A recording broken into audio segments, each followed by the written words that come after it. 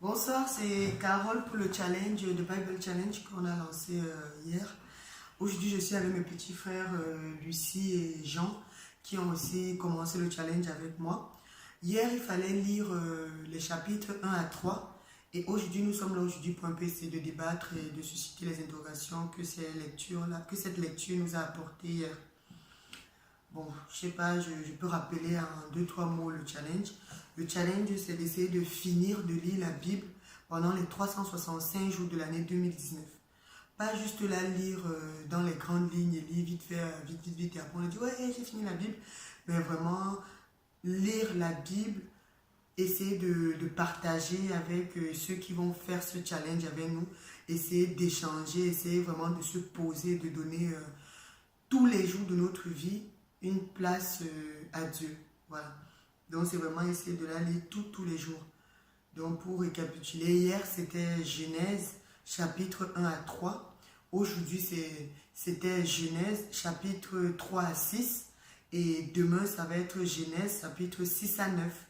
Et le but c'est vraiment que les jours d'après on puisse en discuter, débattre et voir un peu si certaines personnes ont des interrogations ou bien des réponses aux interrogations des autres. Moi personnellement je ne vais pas vous cacher, c'est la première fois, vraiment que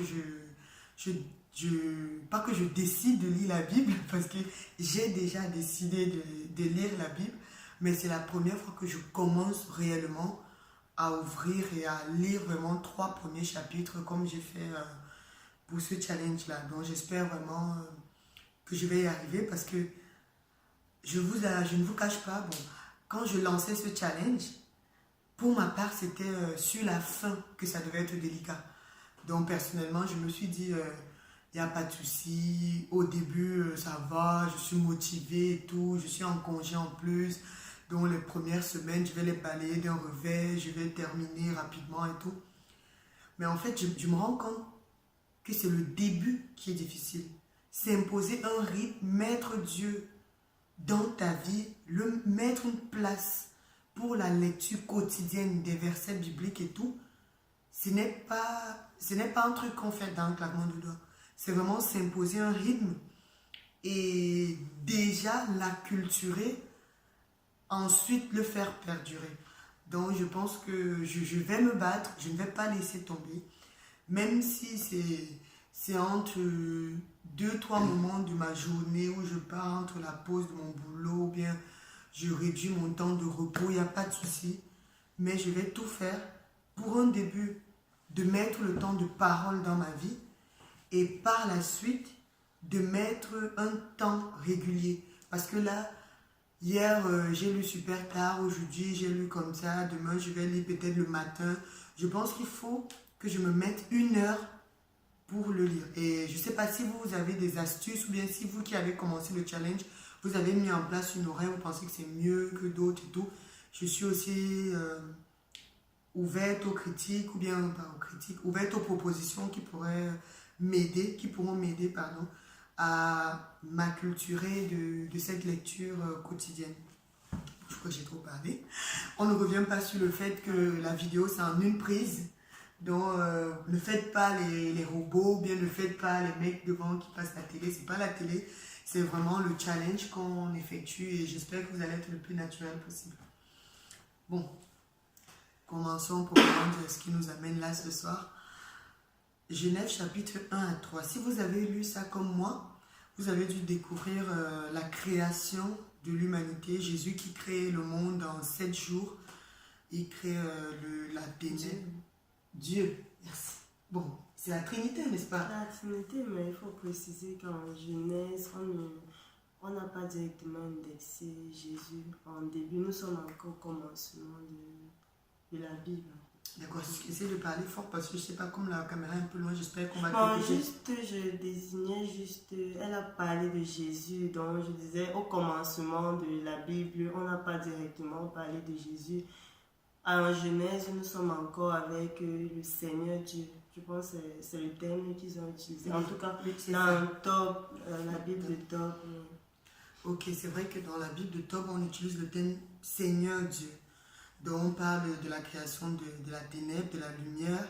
de la création du ciel et de la terre, de la création de toute espèce, être vivant, être humain et tout. Moi, personnellement, j'ai eu plein d'interrogations parce que je crois, le chapitre 1, où on parle de la création du monde, Jésus, Dieu, le Seigneur Dieu, pardon, désigne, préconise, pas préconise, il dit que l'humain, l'être vivant et l'être humain doit se nourrir des fruits, des arbres, des fruits des arbres, des végétaux, de la nature, des trucs comme ça. Et que même les bestiaux, si c'est ça, les bestiaux et tout, doivent manger des herbes et tout. Donc, moi, ça m'a... Bon, c'est le premier chapitre, je ne veux pas créer la polémique au début, mais je me suis interrogée sur le fait que est-ce que le Seigneur Dieu nous demandait d'être végétarien? Je ne sais pas. Je mange beaucoup de viande pour ma part, je suis limite carnivore. Je mange du poisson, je mange tout. Et là, de front contact comme ça, pam, au premier chapitre, je vois, il demande, c'est clairement écrit, je ne sais pas si vous l'avez lu, mais c'est clairement écrit directement là, pam, il faut manger les fruits, les arbres, tout. Je ne sais pas si vous avez la même interrogation que moi. Ou... Bon, c'est vrai que ça n'a pas été ma première interrogation, mais si je peux réagir sur ça, bon, je ne sais pas, mais je me dis peut-être, en même temps je ne détiens pas la vérité, peut-être il a dit avant que, je ne sais pas, avant que Adam et Ève soient punis, on m'a même dit punis comme ça à cause de leur désobéissance, parce que ce n'est pas une punition. Je me dis, peut-être on peut se dire qu'avant, voilà, étant donné qu'ils étaient dans un jardin vraiment où tout était beau, c'était vraiment ce que Dieu avait prévu pour eux, de manger vraiment tout ce qui est beau, tout ce qui est attirant, tout ce qui est... Maintenant, je ne sais pas, peut-être parce qu'ils ont désobéi, il fallait qu'ils mangent maintenant tout ce qui est sale, bestiaux, tout, mais bon, je ne sais pas. Après, je ne sais pas, mais je me dis, bon, je ne sais pas si... Mais si je me rappelle, c'était bien avant. Non, que le serpent... Oui, c'est vraiment à la création. C'est vraiment à la création. C'est à la création, donc. Mais après, on peut aussi se dire que vraiment, Dieu donnait quand même une belle symbolique aux végétaux, aux fruits. Après, c'est ce que moi je peux dire. De toute façon, je vais noter la description de la vidéo, les différentes interrogations qu'on a eues et qu'on débat actuellement. Et si vous avez des commentaires ou bien des propositions de réponses ou bien des explications, moi je suis vraiment preneuse. Oui, bon, merci déjà pour la parole. Par rapport à ton interrogation, je ne pense pas que, pour ma part, premièrement, il ne faut pas prendre la Bible au sens littéral. C'est-à-dire que beaucoup de choses sont illustrées. Et je suis de l'avis de Lucie, dans le sens où l'homme vient de la poussière, parce que au commencement, il a pris la poussière, il a façonné l'homme, et les plantes viennent de la poussière. Les plantes viennent du sol. Donc, je me dis que c'est un peu pour témoigner de la pureté. Ça, c'est mon avis, c'est mon point de vue. Mais quand j'essaye de pousser la réflexion un peu plus loin, je pense que vraiment, il ne voulait pas spécifier que c'est des herbes ou bien des plantes que l'homme va seulement se nourrir. Parce que quand on va aller plus loin, excusez-moi de faire ce saut rapide, mais on verra plus tard que bon, Dieu nourrissait le peuple avec le poisson et du pain. Bon, on comprend très vite que c'est vraiment une illustration. C'était une façon de dire que, bon, l'homme va se nourrir, mais il n'a pas non plus dit que l'homme ne se nourrira pas des animaux. Donc, peut-être j'ai tort, mais c'est vraiment ce que moi je pense. Est-ce que pour bondir sur ce que tu dis, est-ce donc à dire que, bon, là, oui, enfin, de prime abord, les végétaux, les fruits sont purs et que les bestiaux sont impurs. Enfin, non. on peut aussi se dire que, est-ce qu'au début, étant donné qu'on est au début, enfin, disons-nous qu'il y a certains qui n'ont pas lu la fin, tu vois.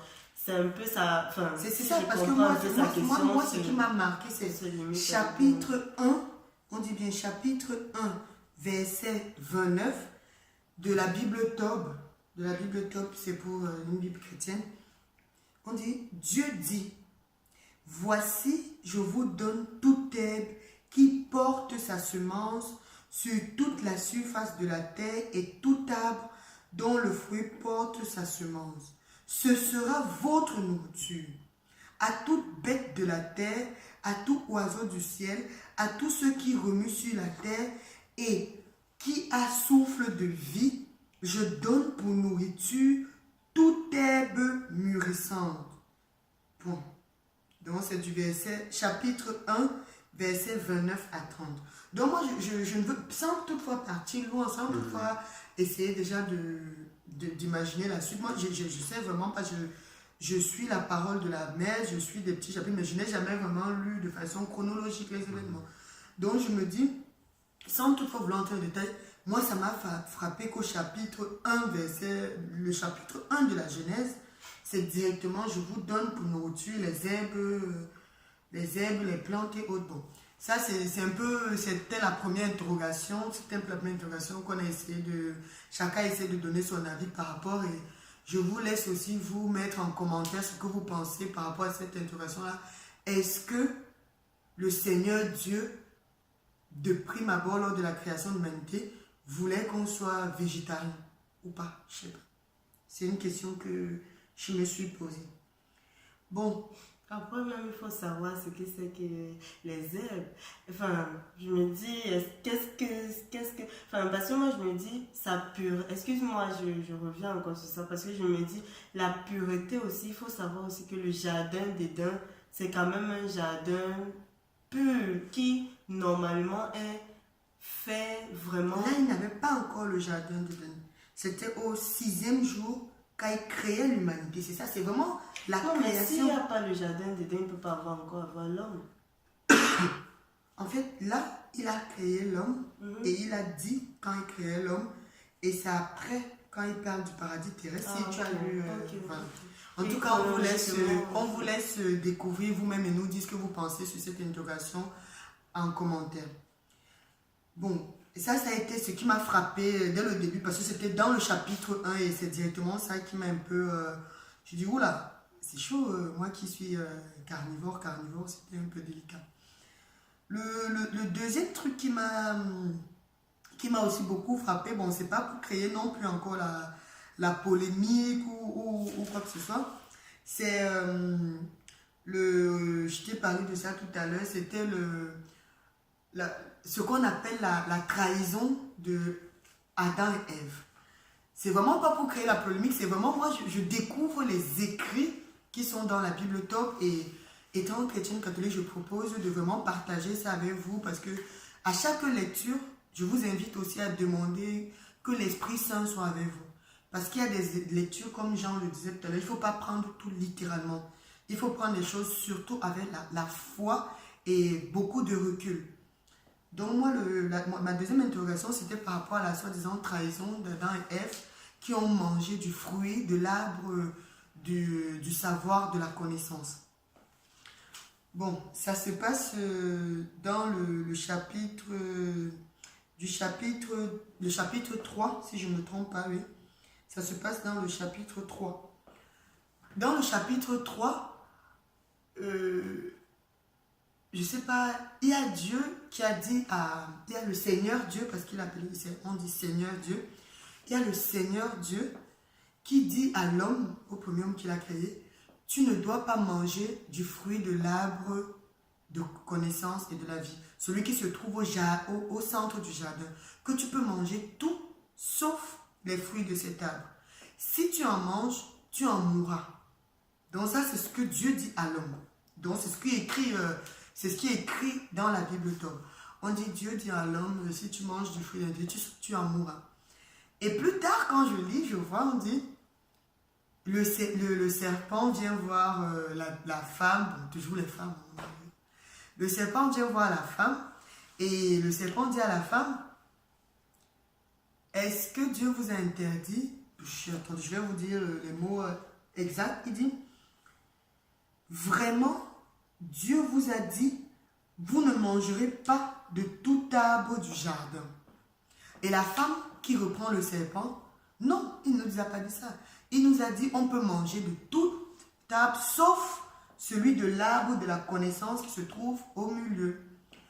Et le serpent qui lui répond, il dit, non, vous ne mourrez pas, mais Dieu sait que le jour où vous en mangerez, vos yeux s'ouvriront et vous serez comme des dieux possédant la connaissance de ce qui est bon ou mauvais. Donc ça, c'est ce que le serpent dit à la femme. Et on se rappelle, avant, le Seigneur Dieu a dit à l'homme, non, si tu manges de ce fruit, tu en mourras. Bon, moi, je ne connais pas, ce sont des, je vous dis, ce n'est vraiment pas pour porter, pour faire une polémique ou quoi que ce soit, c'est vraiment, je ne connais pas, je me pose des interrogations et je sais que par la prière et la foi, je vais passer outre ça. Et moi, je me dis au final, qu'est-ce qui s'est passé? Le serpent a donné la paume à la femme, on connaît tous l'histoire, la femme a donné la paume à l'homme, et quand Dieu est rentré, l'homme et la femme sont allés se cacher. Pourquoi? Parce qu'ils savaient qu'ils étaient nus. Et je n'ose pas dire ce que j'imagine, mais je me dis au final, ils ont mangé le fruit de leur arbre interdit, mais ils ne sont pas morts. Ils ont effectivement ouvert leurs yeux et ils ont su qu'ils étaient nus. Ils ont vu ce qu'ils ne voyaient pas avant. Ils ont eu certaines connaissances qu'ils ne devaient pas avoir avant. Du coup, est-ce à qui avait raison du coup? Est-ce que Dieu a dit vous en mourrez, mais ils ne sont pas morts? Ils ont plutôt eu la connaissance et les yeux ouverts, comme le serpent disait. Donc ça, c'est le deuxième truc qui m'a frappé quand j'ai lu ces chapitres, parce que je me suis dit, oula, ce sont des chronologies que je n'avais pas forcément eu le recul d'avoir. Et c'est quand j'ai lu vraiment posément, de façon posée et tout, je me suis dit, mais au final, ils ne sont pas morts. Ils ont su qu'ils étaient nus, ils ont fui. Et au final, Dieu les a punis. Parce que dans le même chapitre 3, on voit Dieu qui dit, qui parle à la femme et à l'homme, dont il parle, il dit, parce que tu as écouté de la voix de la femme, que tu as mangé de l'arbre, tu seras formellement machin. Il dit à la femme aussi, parce que tu as mangé de l'arbre, tu vas enceinte, tu vas enfanter avec douleur et tout. Il dit plein de trucs pour les punir, parce qu'effectivement, ils ont désobéi. Mais je me dis à la fin, c'est pas pour polémiquer, mais c'est des interrogations que je me suis faites moi-même. Je sais pas si vous avez fait la même interrogation, je sais pas. Enfin, la marque c'est... Enfin... Bravo pour quand même c'est assez fort, j'avoue que c'est fort. Moi je n'avais jamais prêté attention, mais après si j'ai moi j'ai deux facettes au niveau de ta préoccupation. La première est que déjà la traduction française n'est pas souvent, ne traduit pas réellement le sens de ce qui s'est passé, bon, de ce qui est relaté. Tu sais que ça, ce sont des traductions. Après, il y a des sens vraiment aux mots employés dans la Bible. Donc après, je me dis, bon, je n'ai pas envie de me lancer directement sur le thème mort, parce qu'il y a déjà beaucoup de travaux sur les mots employés dans la Bible. Bon, ça, c'est de un. De deux, moi, pour moi, ça c'est au sens logique ta question. Mais après, si on veut un peu monter au niveau de que c'est Dieu le créateur et que c'est lui vraiment qui a fait toutes choses, on comprend dans ce sens quand même que le Seigneur voulait garder cette place de créateur-créature. S'il a dit peut-être le mot mort et que ça ne s'est pas réalisé, moi je peux prendre ça comme si ça a été il a voulu préserver l'homme. Mort spirituel. Enfin, je sais pas. Moi, je peux vraiment... Mort spirituelle, je ne sais pas. Parce qu'au début, on ne sait même pas encore ce que c'est que la mort spirituelle. Mais moi, sincèrement, moi, je pense que ça a été peut-être une façon de préserver l'homme de la connaissance. Quand je dis connaissance, c'est au niveau de la connaissance divine, enfin, qui appartient juste à Dieu. Enfin, je sais pas si vous comprenez un peu ce que je dis, mais je veux dire, il y a des choses peut-être que c'est Dieu le créateur qui a fait toutes choses, qui doit détenir peut-être tel... Moi, je sais pas, mais je vois un peu mot à mot, mais je me dis, peut-être Donc pour toi, c'est il y a la place de Dieu et la place de la créature. Et si on reste dans ce sens-là, on comprendra peut-être que le Seigneur a voulu dire, voilà, si vous ne mangez pas la connaissance qu'ils ont, enfin, voir qu'ils étaient nus, voir qu'ils étaient comme ça, ou bien tout le jardin, bref, ce qu'ils ne voyaient pas avec leurs yeux, tout. Peut-être vraiment c'était le paradis, c'était vraiment tout était bien et tout. Bon, moi vraiment c'est dans ce sens-là que je vois. Et moi je vois vraiment dans l'au-delà un peu créateur, créature. Et peut-être employé, si on veut rester dans le thème cru français, moi je peux prendre la mort vraiment comme ce thème-là qui devait un peu bloquer l'homme. A dit vraiment que si je mange vraiment je vais mourir. Et ça devait peut-être vraiment le bloquer et tout. Si on lui disait effectivement, bon, tu vas connaître... mais moi-même, si on me dit que je vais connaître tout, mais on sait très bien que l'homme ne va pas s'en passer de... Non, bon. Mais est-ce que moi, je me demande Bon, je te laisse parler parce que... Bon, par rapport à cette préoccupation, c'est vrai qu'on en avait discuté tout à l'heure. Le Seigneur a interdit à Adam et Ève de manger du fruit de l'arbre de la connaissance. Et le serpent vivait avec eux. Déjà, le serpent n'était pas, comme on le dit souvent, ce n'était pas encore le méchant. Il était avec eux, ils étaient ensemble, tout le monde Ils parlaient même. Voilà, tous les animaux discutaient. C'est ça même. Vraiment, c'était ce sont des petits trucs comme ça que je me suis dit, mais les filles et tout, les serpents parlaient. Voilà, c'était vraiment l'idéal divin. Maintenant, il savait que le serpent soit venu charmer la femme. Bon, vraiment, je veux faire une analyse assez particulière. Pour moi, le Seigneur, depuis la création, avait déjà tout planifié. C'est-à-dire, j'ai envie de penser que le Seigneur savait déjà ce qui devait se passer. C'est-à-dire, pour ma part, il avait même interdit de manger. Il avait interdit l'arbre. Pour éviter que ça se passe. Bon, il avait interdit parce que il avait déjà un dessein de ce qui devait se passer. C'est-à-dire que vraiment, il savait que il a créé l'univers, il a mis l'homme, la femme, on a parlé des ténèbres, on a parlé des ténèbres et de la lumière. Et je pense que les ténèbres, c'est un peu ce qui... La ténèbre, c'est un peu l'obscurité, c'est la peur, c'est la nuit. Vraiment, c'est un peu la peur, quoi. Et il s'avère que maintenant, il y avait la ténèbre. Donc, il y avait vraiment un peu de... Comme on dit souvent, il y avait un peu de peur. Et le malin a pris possession du serpent. C'est vraiment mon analyse. Excusez-moi de faire cette analyse-là comme ça, mais le malin a pris la forme du serpent, s'est emparé du corps du serpent pour charmer la femme. Et la femme a aussi charmé l'homme. Et vraiment, ils ont ouvert leurs yeux, comme vous avez dit, et ils se sont rendus compte de tout ce qu'il y a. Parce que auparavant, ils vivaient, ils n'avaient besoin de rien. Et si on revient même sur les plantes, ils pouvaient manger, ma foi, ils pouvaient manger des fruits sans demander forcément de viande, ou bien ils pouvaient vivre du sol. Ils travaillaient sans se peiner. Maintenant qu'ils ont pris conscience de tout ce qu'il y a, de toute la richesse, ils ont désobéi à Dieu, parce que je me dis que vraiment, le fait qu'on les ait bannis, le fait qu'on les ait entre guillemets punis, c'est parce qu'au fond, ils ont fait ce que le Seigneur leur avait interdit de faire. C'est pourquoi le Seigneur s'est fâché.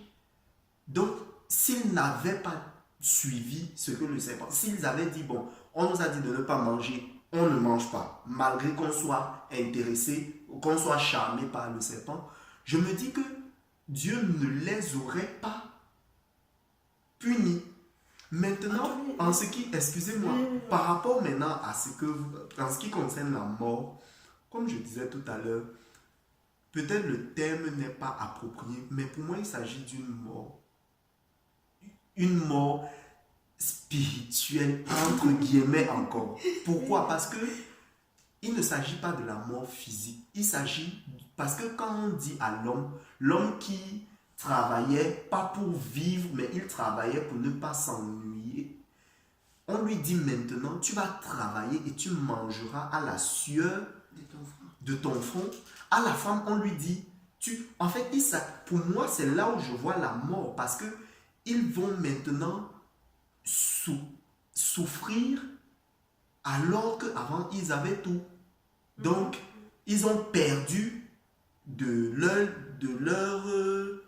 je sais pas, de tout ce dont ils jouissaient auparavant. Tu as employé un mot qui m'a beaucoup fait tilter là. Tu as dit la désobéissance. Tu penses que Dieu a tellement aimé Adam et Ève? Bon, Adam et Ève, je signale bien, c'est dans la Genèse, chapitre 1 à 3. Genèse, pardon. Oui. C'est une seule fois qu'on utilise le terme Adam à la fin quand il trahit Dieu. Du chapitre 1 au chapitre 2 et tout, on l'appelle l'homme. On appelle l'homme et la femme. C'est après, quand ils ont trahi Dieu, qu'on commence à dire Adam et Ève. Donc, c'est un peu aussi une remarque que j'ai eu à faire et je ne connaissais pas. Tu as parlé de désobéissance. Oui. Je peux faire un peu le lien avec une mère et son enfant. Oui. Une mère qui aime son enfant, qui aime beaucoup son fils et qui voit que son fils veut jouer avec des prises, des courants, du feu et tout. Oui. Elle va lui dire, si tu joues, ça va couper ta main et tout, mais elle lui dit ça non pas parce qu'il y a un truc derrière, mais juste pour protéger ce petit enfant-là qu'elle aime. Et le jour qu'elle voit son fils jouer avec un couteau et tout, elle va peut-être lui dire, je te punis. Pas punis parce qu'elle est méchante et tout, mais punis parce qu'il faut qu'il comprenne qu'il ne faut pas prendre ça. Oui. Mais la question est de savoir, est-ce que le couteau est dangereux? Oui. Parce que, on va dire, moi déjà, à force de parler avec vous, je me rends compte, le serpent il parle, déjà il parle. Le serpent il parle. Oui. Il parle. Auparavant. De deux, comment lui il savait ça? Avait-il avant mangé le fruit et ouvert ses yeux pour venir dire ce qui devait se passer quand il devait manger? De trois, comment, tu vois, je n'arrive pas à expliquer le fait de, je sais pas, ça, de trois, ça propulse ma prochaine question qui était, quand le Seigneur Dieu renvoie Adam et Ève du jardin d'Éden, il dit, voici que l'homme est devenu comme l'un de nous, par la connaissance de ce qui est bon ou mauvais. Donc ça c'est le chapitre 3, verset 22 de la Genèse. Maintenant, qu'il ne tende pas la main pour prendre aussi de l'arbre de vie et en manger et vivre à jamais. Je répète, je me relis s'il vous plaît. Donc je dis, ma troisième question me pousse, la troisième question que je vais poser, c'est basée sur le verset biblique de Genèse, chapitre 3, verset 22, de la Bible Tob. La Bible Tob, on dit, le Seigneur Dieu dit, voici que l'homme est devenu comme l'un de nous, par la connaissance de ce qui est bon ou mauvais. Maintenant, qu'il ne tende pas la main pour prendre aussi de l'arbre de vie, à manger et à vivre à jamais. Ça m'a encore titillé. Donc, c'est le troisième truc qui m'a vraiment... Bon, c'est vraiment le troisième truc quand j'ai lu ces 3 chapitres qui m'a titillé, le dernier bien sûr. Pourquoi pourquoi déjà, bon, comme elle m'a dit aussi, les traductions, il faut s'en rappeler. Franchement, moi, ça m'a suscité les interrogations, mais on reste toujours focus avec la foi et pas avec l'esprit critique pour susciter la polémique ou bien faire naître des trucs. Non, vraiment, rester focus que c'est avec la foi chrétienne. C'est vraiment pour parler de la parole, pour vraiment échanger, pour bien la comprendre. C'est vraiment pas toujours demander à l'Esprit Saint de vous accompagner quand vous faites ce genre de démarche, pour éviter de susciter toute polémique inutile. Voilà. Moi, je me demande déjà, par rapport à la traduction que j'ai, voici que l'homme est devenu comme l'un de nous. Pourquoi nous? Normalement, au chapitre 1, on nous dit, c'est Dieu seul qui est là. Donc, normalement, il y a le Seigneur, Dieu, il y a l'homme, Adam, et il y a Ève, la femme. Et là, quand Dieu chasse Adam et Ève, il leur dit, il parle, voici que l'homme est devenu comme l'un de nous. Nous, c'était pour s'adresser à la Trinité? Est-ce pour parler au nom de l'Esprit Saint et de Jésus? Je ne sais pas. Par la connaissance de ce qui est bon ou mauvais. Donc, de tenir la connaissance, déjà, nous amène, ça veut dire que nous, là où nous sommes là, on est vraiment des enfants de Dieu. On ne doit pas en douter, on est vraiment des enfants de Dieu. Rien que savoir ce qui est bien ou mal, c'est déjà vraiment être élevé au rang d'enfant de Dieu.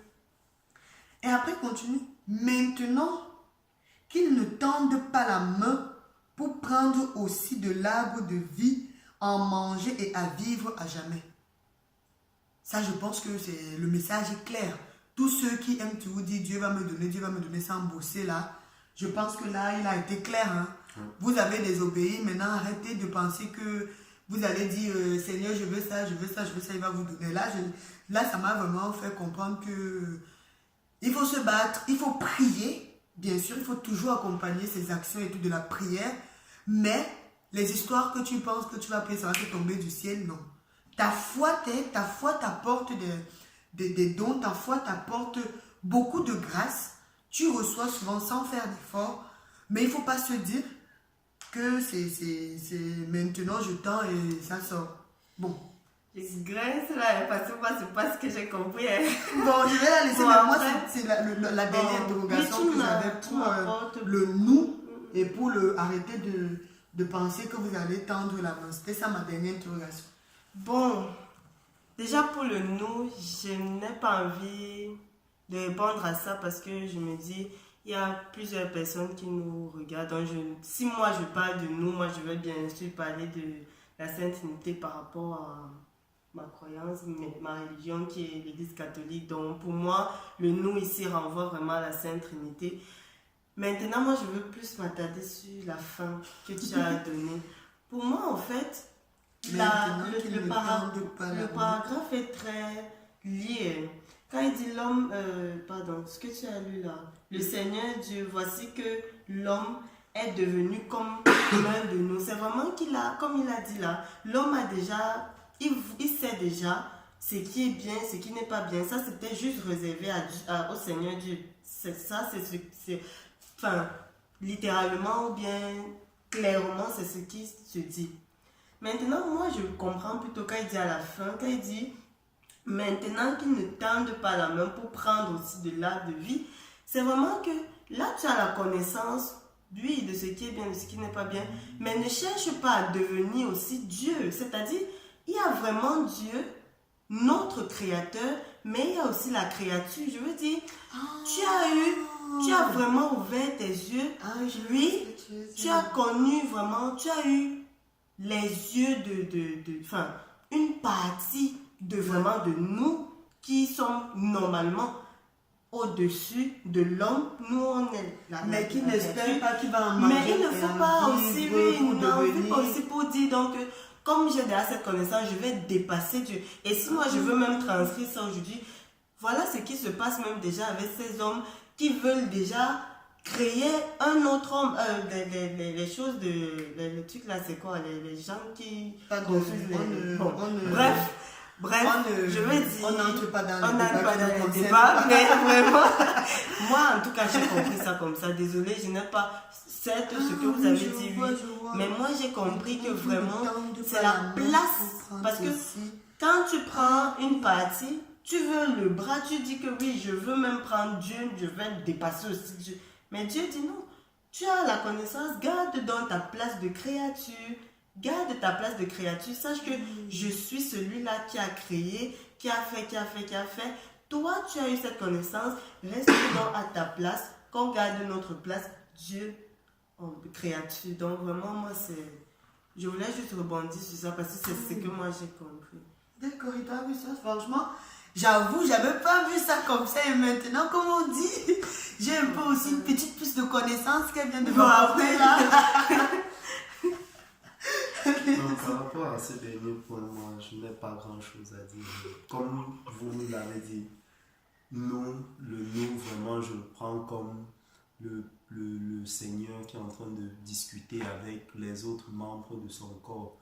Donc, On dit comme ça fait bizarre. oui, parce que, bon, on l'appelle, c'est comme ça, on dit dans la foi catholique, on dit, pour parler de la Sainte Trinité, on parle des membres du corps du Christ.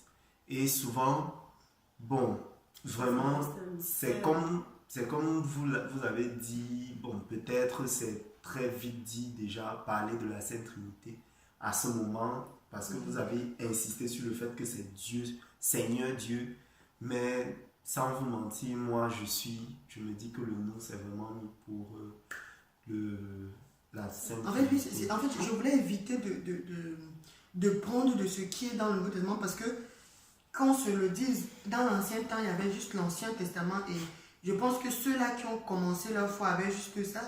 Ils n'avaient pas de moyen de se dire que c'est la Sainte Trinité ou bien que Jésus devait être là et tout. Tu vois, c'est vraiment, bon, c'est vraiment juste pour qu'on fasse la part des choses parce qu'on se dit, il faut pas... La foi, notre foi nous permet de passer outre certaines questions, interrogations parce que il y a des mystères que notre foi nous permet de connaître, Bon, c'est un autre débat, mais bon. Tu as fini? Oui, c'est bon. Donc, pour ce soir, vraiment, c'était vraiment les 3 premiers chapitres. Et j'avoue que, personnellement, je suis assez, très surprise de moi. Parce que moi, je me disais, au moins la Genèse, l'Exode, l'histoire de Moïse, le truc, j'en ai vu pas mal de films sur Moïse, sur la création. J'ai suivi pas mal de lectures dessus. Et moi, je me disais, je vais lire la Genèse comme une lettre à la poste. Bon, pas forcément pour lire, juste pour lire, mais lire avec un regard déjà un peu mature. Et là, pas du tout. Premier chapitre, pam, j'ai des interrogations de ouf et ça me pousse à lire davantage. Je ne vous spoil pas pour la vidéo de demain parce que le chapitre 4, 5 et 6, ça me pousse à vouloir lire davantage, découvrir ce monde-là que je ne connaissais pas, découvrir ce qui est écrit en fait, ce qui est écrit en français. Et je pense même, si Dieu me le permet, je pense que l'année prochaine, c'est l'hébreu que je vais apprendre pour pouvoir lire ce qui est écrit en hébreu. Parce que beaucoup de choses sont cachées sur le fait, j'ai suivi des deux côtés, je pense que vous aussi vous pouvez laisser vos commentaires. Beaucoup de choses sont cachées sur le fait que, bon, il faut se méfier de la traduction en français et tout et tout. Et je suis en phase de... Je veux lire. J'espère que vous êtes dans ce même move que moi. J'espère que vous êtes vraiment motivés à découvrir cette Bible, cette parole de Dieu qui... Je veux voir ce que ça renferme et je vous invite vraiment à faire ce challenge réellement. Même si vous sautez 1 jour, 2 jours, 3 jours, asseyez-vous, faites appel à l'Esprit Saint, toujours éloignez l'esprit de polémique, l'esprit de recherche du faux, mais demandez à Dieu et à son esprit de toucher votre cœur pour lire avec des yeux, avec la foi nécessaire qu'il faut, pour qu'il vous ouvre vraiment votre cœur votre âme, votre esprit pour vraiment lire ce qui est renfermé, non pas pour susciter la polémique, pour susciter les divisions, pour inciter que oh, ce sont des mensonges, non. Mais pour manger le livre, pour découvrir le livre, pour voir ce qu'il renferme. Et c'est juste génial. 3 chapitres et j'en suis déjà là. Je me demande bien ce que ça va être quand j'en serai à l'Exode ou bien à d'autres livres, je sais pas. Mais bon. Donc je vais vous laisser. On a trop parlé déjà. Bonne soirée quand même. Et mais c'était riche. Je vais écrire tout dans la description de la vidéo, les 3 interrogations, les versets et les chapitres qui y sont associés. Et je vous invite à vous abonner pour suivre le challenge. Ah, attendez, j'ai pas oublié, il y a le Happiness Challenge. Oh, je vous promets, je suis trop deg. Non, on doit dégager.